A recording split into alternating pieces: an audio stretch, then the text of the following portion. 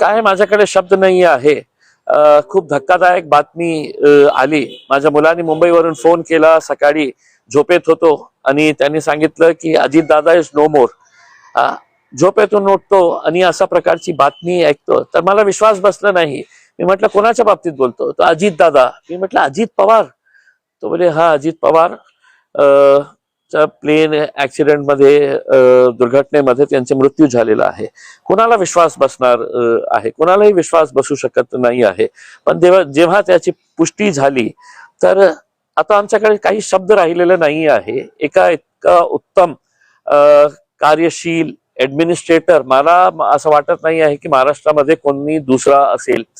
अजित पवार साहेबांचं वैशिष्ट्य म्हणजे ते खूप एबल आणि एफिशियंट ऍडमिनिस्ट्रेटर होते आणि त्यांचे कट्टर विरोधक सुद्धा हे मान्य करतील.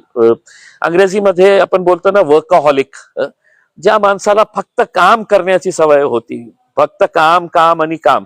सर्वांना माहित आहे अजितदादा सकाळी 6 वाजेपासून ते रात्री उशिरापर्यंत ते फक्त काम करत राहायचं आणि त्यांच्याकडे जे एक डिसिजन मेकिंग ॲबिलिटी, टोलवा टोलवी ते कधीही करायचं नाही.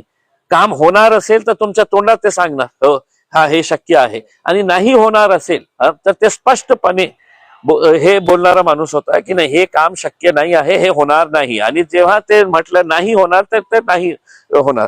तर अशा प्रकारचं एक एबल ऍडमिनिस्ट्रेटर, दुर्दैवी त्यांचा अशा प्रकारे मृत्यू होणे हे फक्त महाराष्ट्र नव्हे तर देशासाठी एक खूप धक्कादायकच बातमी आहे.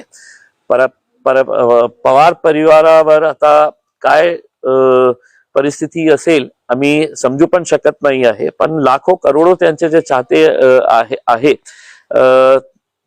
त्यांच्यावर ही काय आज हे बातमी कळल्यानंतर काय त्यांचं रिॲक्शन असेल. आमची तर भावपूर्ण श्रद्धांजली.